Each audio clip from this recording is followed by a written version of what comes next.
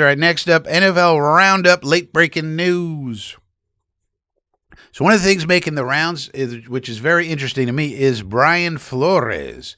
You may not be aware that Brian Flores' contract is coming up, defensive coordinator, Minnesota Vikings. And so he's scheduled to be a free agent. They're trying to sign him. They want to sign him, but, if I were him, I would not sign anything right now. Now, he, of course, wants to be a head coach. And so if he goes and interviews and gets a head coach, that's where he's going to go. No impact on the Jets.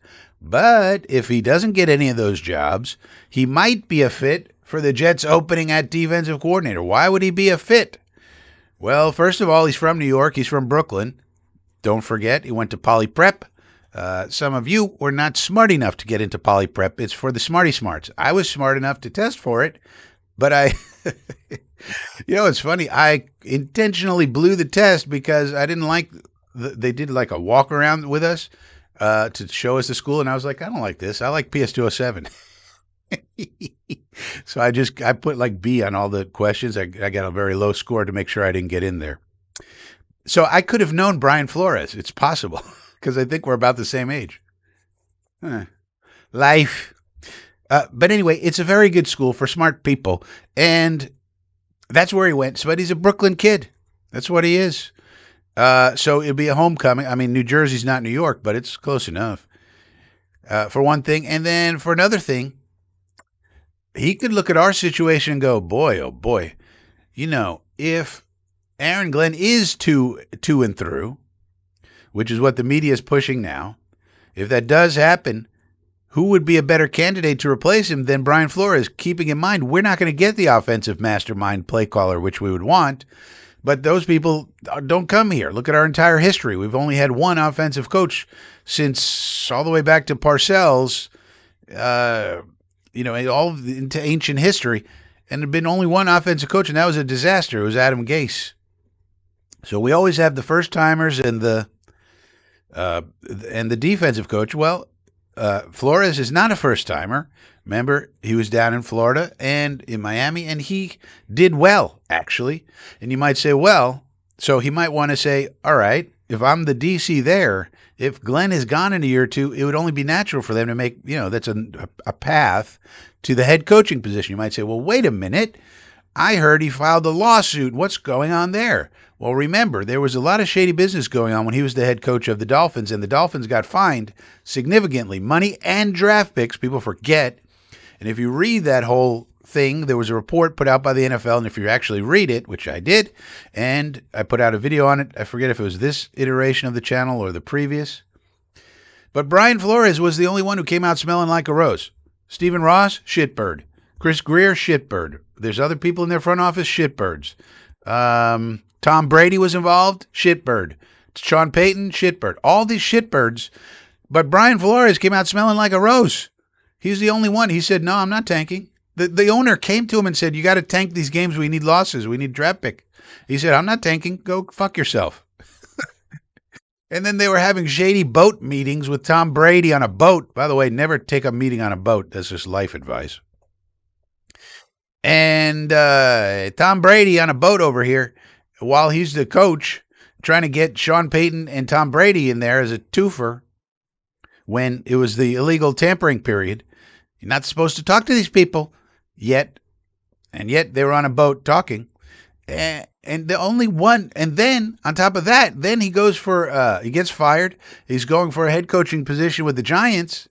And the day before he's scheduled to go for the interview, Bill Belichick sends him a text thinking he's Brian Daboll. Remember, Coach Brian, they both served under Belichick at one point or another, I believe. And anyway, he sends him a text thinking it's Brian Daboll saying, congrats on, I heard you're the new head coach. Congrats on getting the job. He sends this to Flores. So Flores is like, what the fuck? I haven't even interviewed yet. And people outside the organization who are tied to the organization, Belichick very close to the owners of the Giants, are saying to Daboll, in a mistaken text, we don't know if it was on purpose or what, to throw chaos into the mix. But either way, it looks freaking shady. And guess what? Brian Flores comes out smelling like a rose again. Because, even if they wanted to hire Daboll, you can't be letting people know he's getting the job before you finish interviewing all the candidates. I mean, that's ridiculous. It's terrible process and violates the Rooney Rule. The whole purpose of the Rooney Rule is that minorities get at least some interviews. Get some interviews going here. Keeping in mind the league is like 90 to 95% black, and the coaching ranks do not reflect that. So something going on weird there, whether you like the Rooney Rule or not. Still, it's a violation of it. It is in place. And it's also an employment case. So Flores filed a lawsuit. It's like, this is ridiculous. I don't even get an interview and they're already saying Daboll's the coach. What the hell? So he did nothing wrong in those things, the way I see it. If those things happened to you, you would file a lawsuit too. But everybody wants to scream DEI, and all this. No. Flores was right in all these cases. And he was also right about Tua. Another thing they say is, well, how's he going to get along with the quarterback? He couldn't get along with Tua. But A, he was right about Tua, now we see. And B, he admitted he was wrong in how he handled it, which is true. So that's the one thing you could say accurately, negatively about Flores. He didn't handle the Tua thing right. And he admitted that. And he said he's sorry about that and he's going to do better in the future. And what else do you want? The guy's, all right, he made a mistake. He was a first-time head coach. He screwed that up in how he handled it. But he was right in judging that Tua shouldn't be the QB. And so to me, those are some factors where we could end up with Brian Flores as the DC. And he would wind up back in the AFC East and stuff like that. So where he got his start, he started with the Patriots. So, I don't know.